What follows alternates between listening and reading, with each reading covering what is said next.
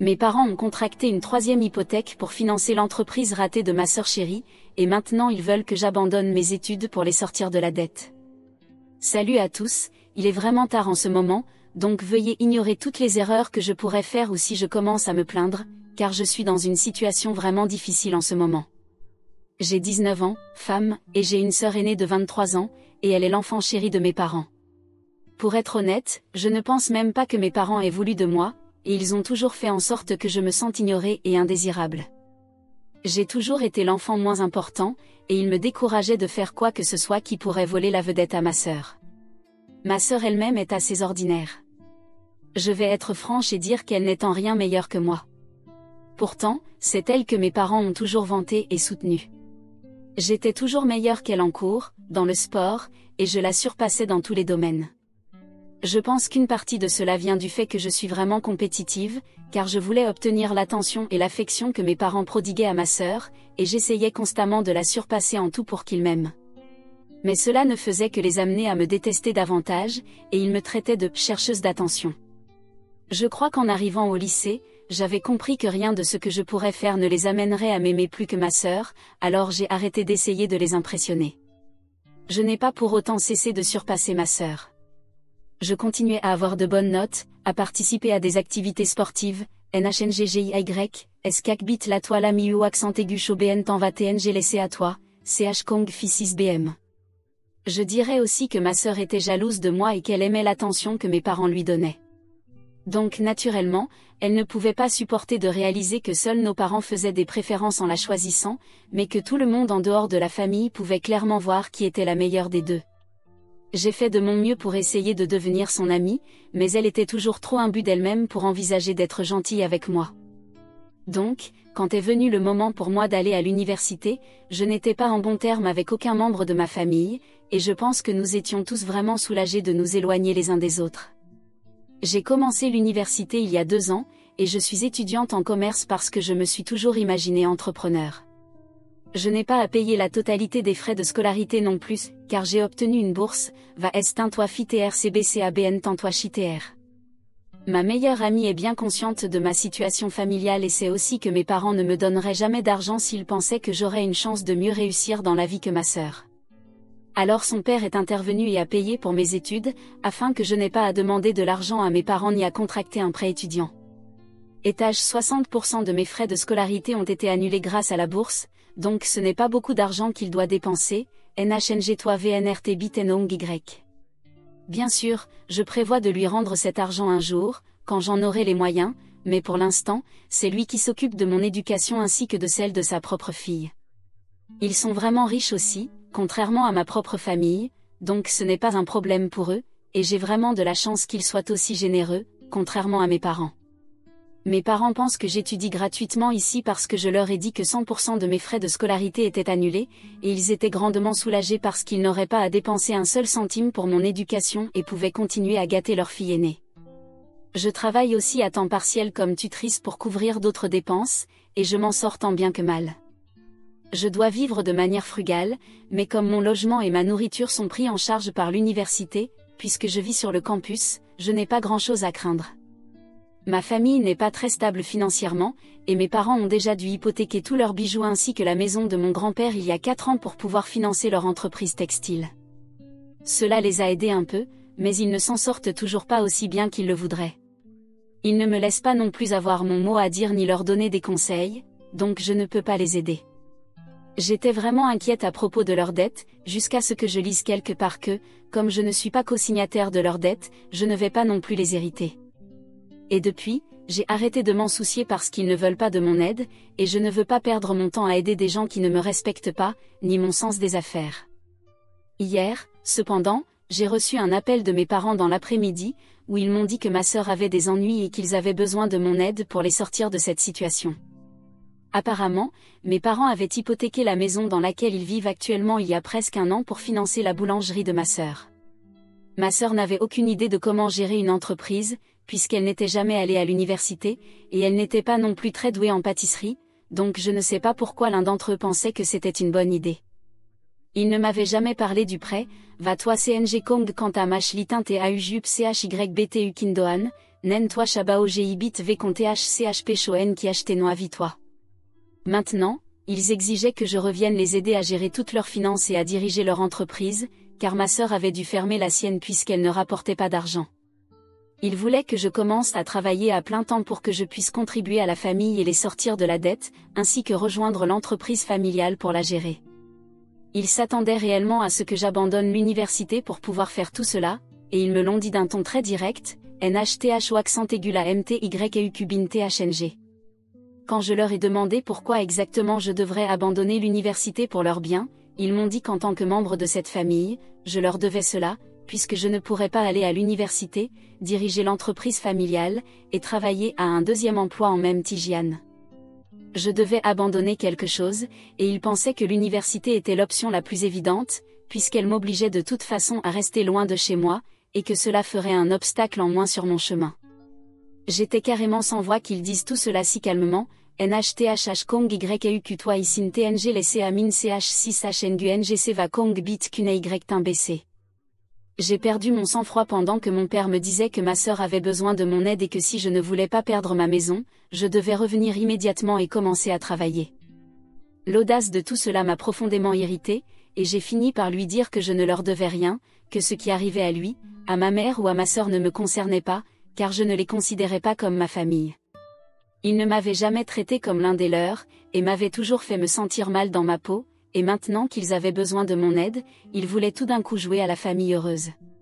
Quand mon père a argumenté que même si je ne voulais pas revenir pour le bien de ma famille, je pourrais au moins revenir pour l'endroit que j'avais appelé « ma maison » pendant les 20 dernières années, je lui ai répondu que cet endroit n'avait jamais été ma maison. Ce n'était rien de plus qu'une maison pour moi, et c'est ce que je lui ai dit avant de raccrocher et de bloquer ma famille partout. Je continuais à garder le contact avec eux parce que j'espérais qu'un jour ils changeraient. NHNG by GI Roran Lange accent aigu S Kong Bao GIN, Vatwa Chan NGI Vic CHIHTR Tan NHNG NGITT. J'étais de mauvaise humeur toute la journée, je n'ai assisté à aucun cours et je n'ai parlé à personne, car je ressens encore beaucoup de choses en même temps. Je me sens vraiment en colère que mes parents aient non seulement voulu, mais même attendu de moi que je sacrifie mon avenir et mes rêves juste parce que ma sœur avait tout gâché, et eux aussi, honnêtement. Mais je me sens aussi étrangement coupable de leur avoir tourné le dos, sachant que je suis tout à fait capable de les aider. Je ne sais même pas d'où vient cette culpabilité, et je ne sais pas non plus quoi en faire. Cela fait maintenant un jour, et je pensais que je finirais par me sentir mieux, NHNG toi VNCMTTT. La dernière fois que j'ai vu ma famille, c'était à Noël dernier, et on a passé un moment correct. Je ne me suis pas amusée, mais ils ne se sont pas moqués de moi, et ma sœur a été civile avec moi aussi. NHNG by GI, toi NGHRNGTTCCH la MT man KCH 6H bit RNG HS CNS JUP CA toi va OMT Luc Nao accent aigu. Je me sens tellement étrange et horrible. Je n'en ai parlé à personne, même pas à ma meilleure amie, parce que je ne sais même pas par où commencer. Je suppose que la raison pour laquelle je suis ici, c'est parce que j'ai vraiment besoin d'être rassurée que je n'ai pas tort ici. Alors, est-ce que je suis la méchante pour avoir abandonné ma famille quand ils avaient besoin de mon aide, après qu'ils m'ont maltraité toute ma vie? Mise à jour 1. Salut à tous. Je ne sais pas vraiment par où commencer, mais je tiens sincèrement à remercier tout le monde. Vous avez validé mes sentiments et m'avez rassuré en me confirmant que je n'étais pas égoïste dans cette histoire. J'ai beaucoup réfléchi à tout ça, et je ne comprends pas pourquoi mes parents croiraient que je ferais ce qu'ils m'ont demandé, après tout ce qu'ils m'ont fait subir. Je n'en reviens pas d'avoir manqué une journée entière de cours juste à cause de ces conneries. Je pense que c'est ça que je regrette le plus en ce moment, lol. Cela fait maintenant 3 jours, et je n'ai toujours pas eu de nouvelles d'eux. Je ne sais pas ce qu'ils mijotent, et franchement, je m'en fiche, tant qu'ils ne viennent plus m'embêter. J'ai déjà suffisamment de choses qui m'inquiètent, je n'ai pas besoin de plus. J'ai raconté à ma meilleure amie ce que mes parents m'ont dit, et elle est tellement adorable qu'elle a immédiatement proposé de m'aider. Mais je lui ai dit que ça allait et qu'il n'y avait pas de quoi s'inquiéter. Tout ce que je voulais d'elle, c'était du soutien émotionnel et qu'elle me rassure en me disant que tout irait bien, car honnêtement, ma santé mentale a pris un sacré coup ce jour-là. Ce n'est pas ma famille qui m'inquiète, mais bien moi-même. Je sais que je n'aurai probablement plus de maison où retourner une fois que je quitterai l'université, et même si je sais que mes amis seraient prêts à m'aider, je ne pense pas vouloir toujours devoir compter sur eux. Je dois travailler 2 fois plus dur maintenant pour m'assurer de sortir diplômée en tête de ma promotion et décrocher un emploi bien payé dès que je quitterai l'université, parce que je ne peux vraiment pas me permettre de relâcher mes efforts en ce moment. Je me rends folle d'angoisse à cause de l'avenir, va-toi Kong THDNGeli, même si je sais que je ne peux pas vraiment contrôler ce qui va se passer. Tout ce que je peux faire, c'est donner le meilleur de moi-même.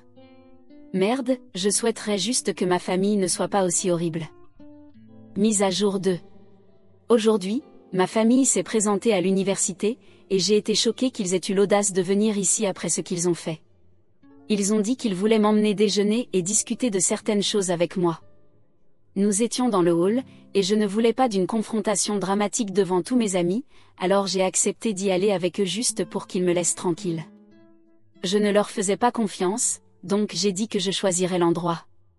J'ai choisi un petit restaurant où je vais habituellement quand j'ai envie de quelque chose d'autre que la nourriture de la cafétéria.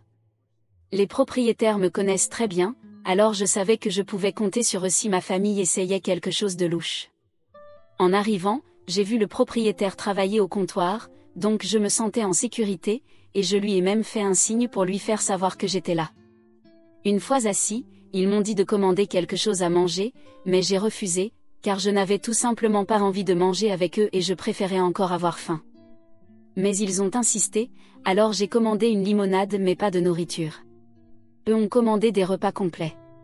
Pendant que nous attendions la nourriture, ils sont allés droit au but de leur petite visite et m'ont dit qu'ils étaient là pour parler de la crise financière qu'ils traversaient, ce que je savais déjà. Une fois de plus, ils m'ont demandé de reconsidérer ce qu'ils m'avaient demandé plus tôt, et une fois de plus, j'ai dû leur dire que je n'allais pas abandonner mes études pour les aider avec tous leurs prêts, parce qu'ils ne m'avaient pas consultée ni incluse dans les discussions avant de prendre ces décisions, donc maintenant ce n'était plus ma responsabilité. Ma sœur s'est agitée et a commencé à m'accuser d'être jalouse d'elle, ce qui, selon elle, expliquait pourquoi je refusais de les aider. C'était risible, puisqu'elle n'avait littéralement rien qui pourrait me rendre jalouse. C'était elle qui avait toujours été insécure à cause de moi, et non l'inverse. D'ailleurs, beaucoup d'entre vous ont dit que je semblais amère et rancunière en parlant de ma sœur dans le premier post, et je veux juste aborder cela avant de continuer. Oui, je semblais certainement amère et rancunière, et c'est parce que je le suis. Elle a toujours été favorisée par rapport à moi, même si elle n'a jamais rien fait pour mériter ce traitement de faveur, et j'ai toujours été mise de côté à cause d'elle. Je pense que n'importe qui à ma place se serait senti de la même manière. Bref, ma mère a réussi à faire taire ma sœur, et c'est là que le chantage émotionnel a commencé.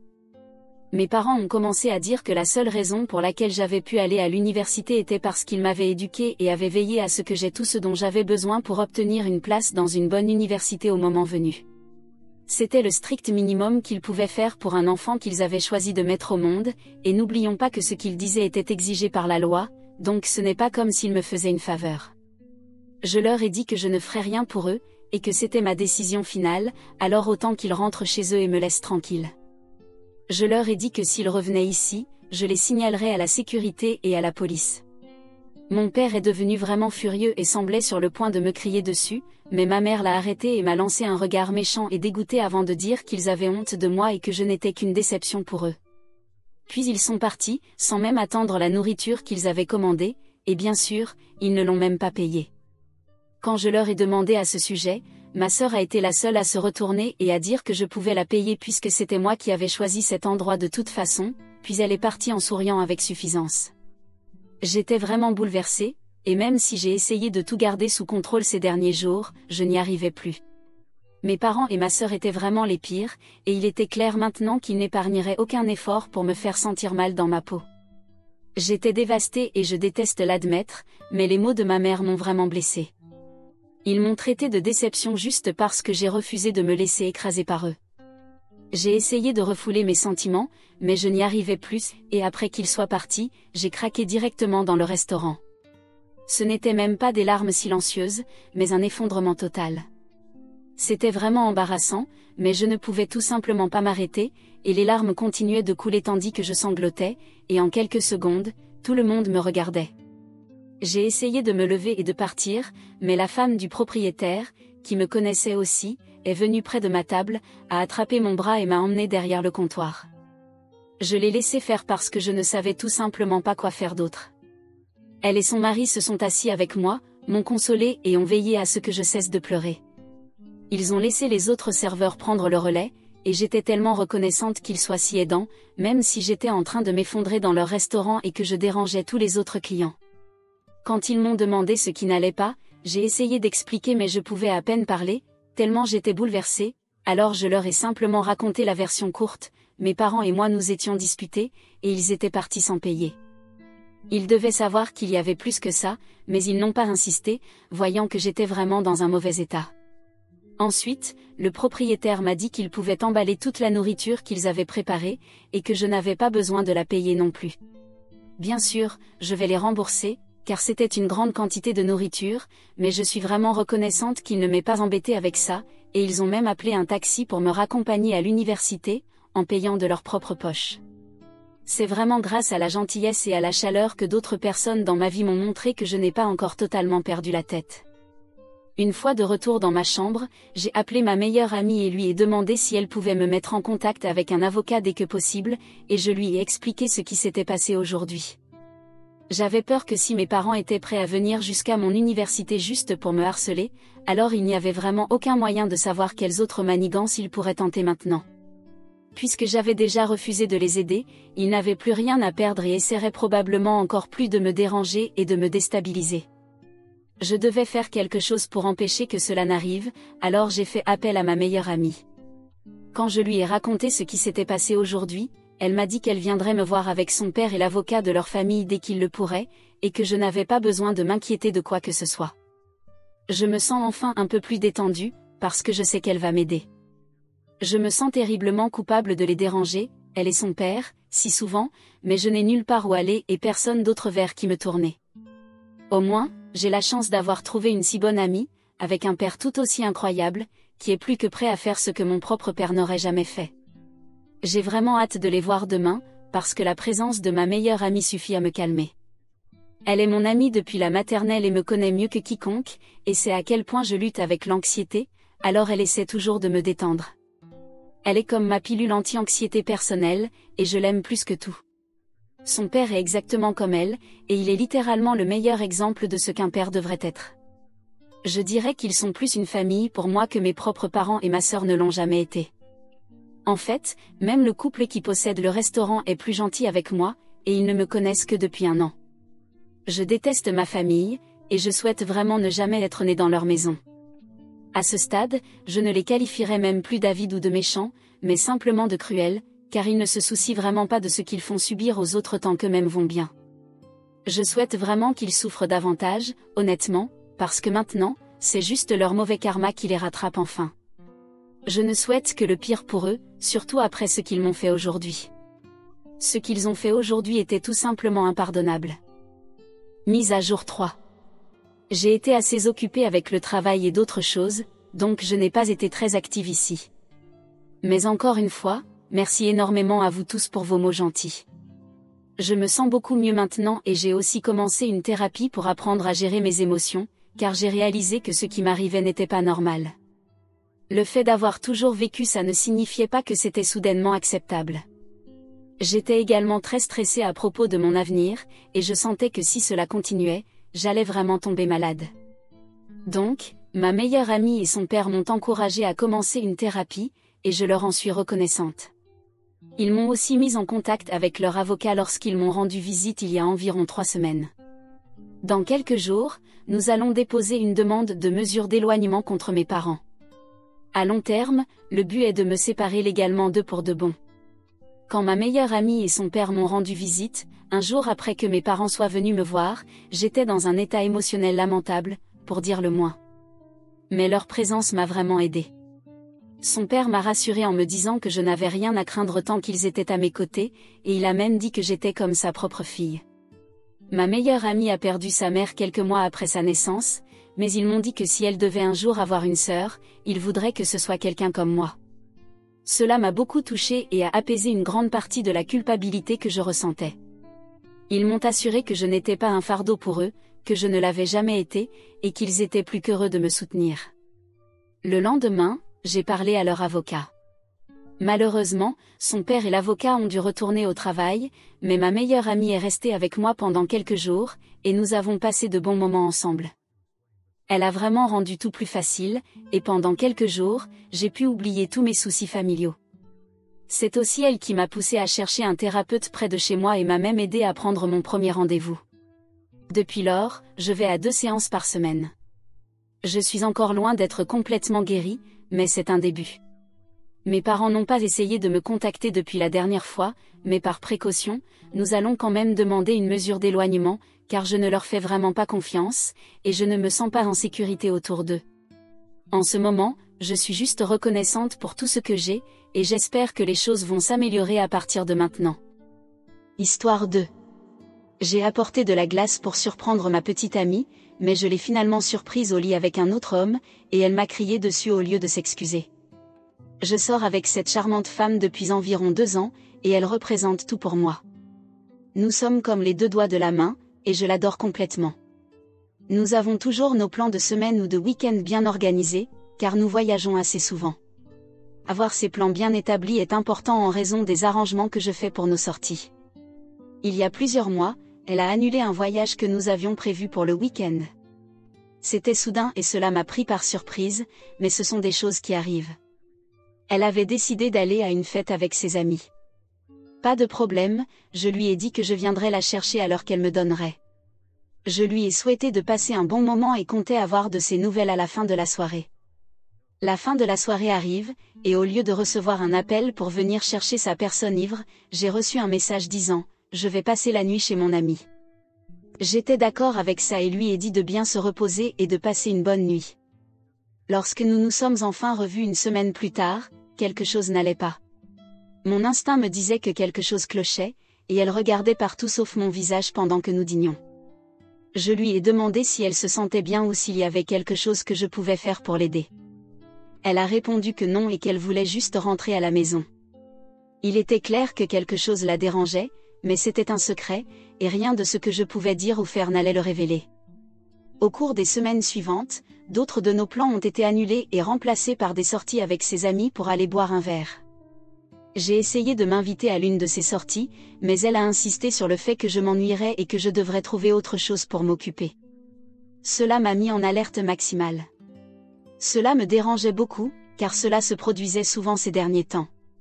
Je ne sais pas quel est le niveau supérieur de l'instinct qui vous alerte, mais j'y étais certainement. Environ une semaine plus tard, elle annule à nouveau nos plans pour le samedi. Elle me dit qu'elle traîne avec son ami de boisson au marché fermier, et que peut-être nous pourrions nous retrouver plus tard dans la soirée. Eh bien, mince alors. Il me faut 10 minutes pour me rendre au marché, et je décide de mettre mon chapeau de détective pour voir ce qui se passe. Je ne lui dis pas que je suis en route. À mon arrivée au marché, je regarde autour de moi et je ne trouve pas ma petite amie. Je cherche partout. Je lui envoie un message, et il se trouve que je suis aussi au marché.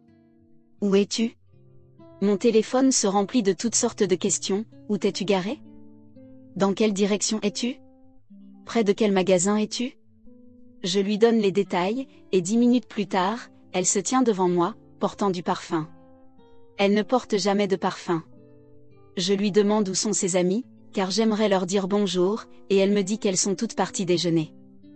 Ma question, cher Redditor, est la suivante: comment puis-je aller au fond de cette histoire? Que dois-je lui demander? Est-ce que j'imagine des choses ou y a-t-il vraiment quelque chose qui cloche? Est-ce que je vois des signes qui n'existent pas?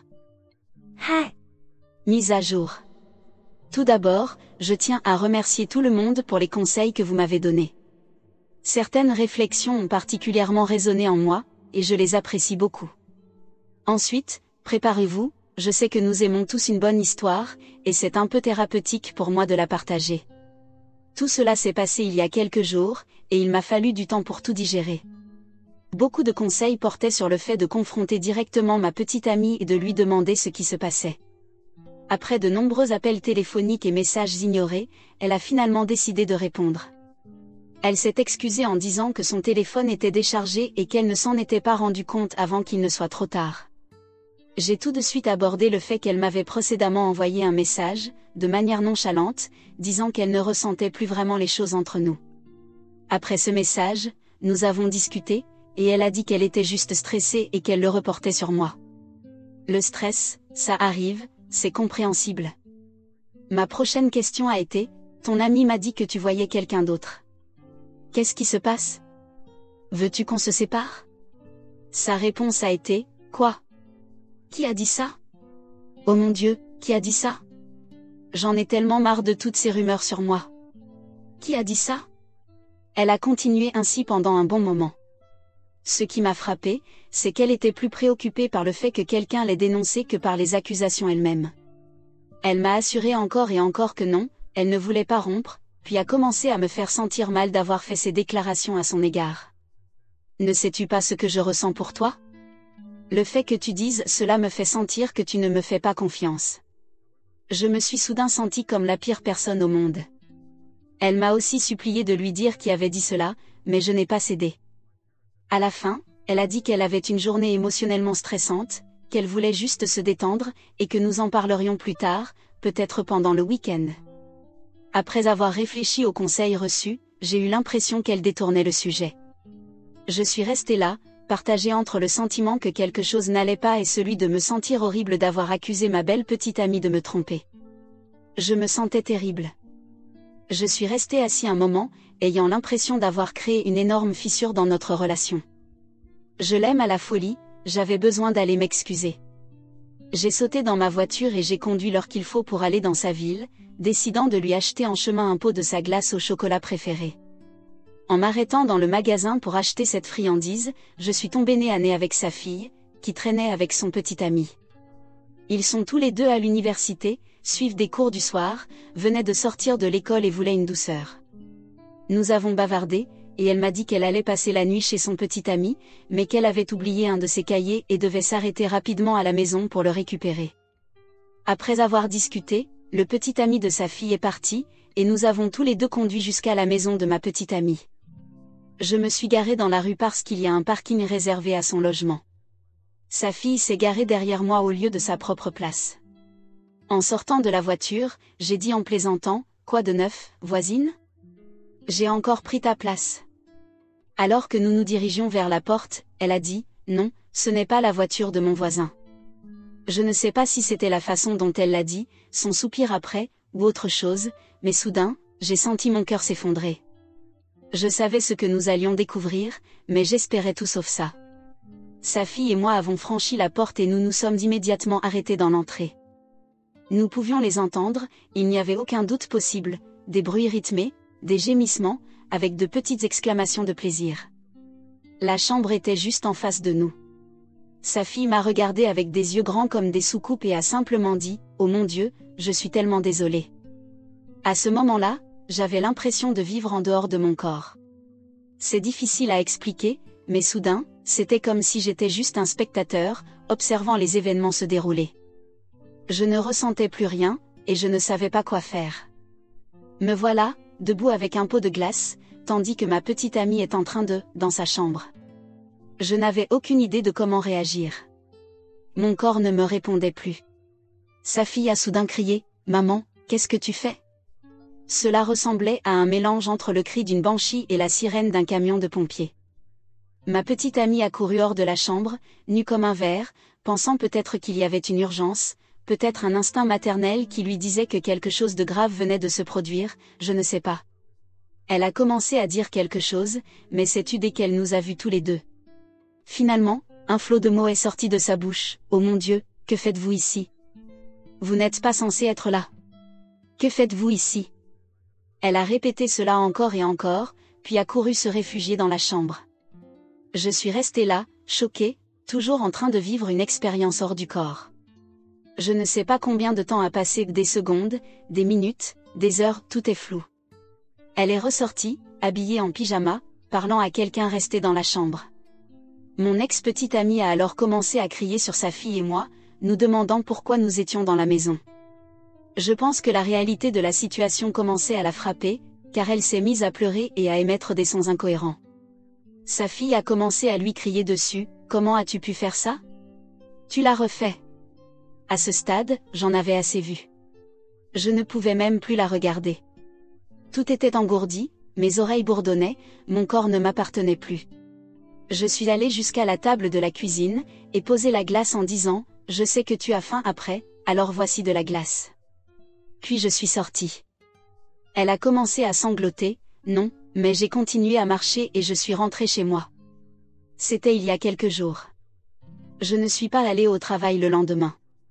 Mon téléphone a été inondé de messages auxquels je n'ai pas répondu. Pour votre plaisir, voici quelques-uns de mes messages préférés.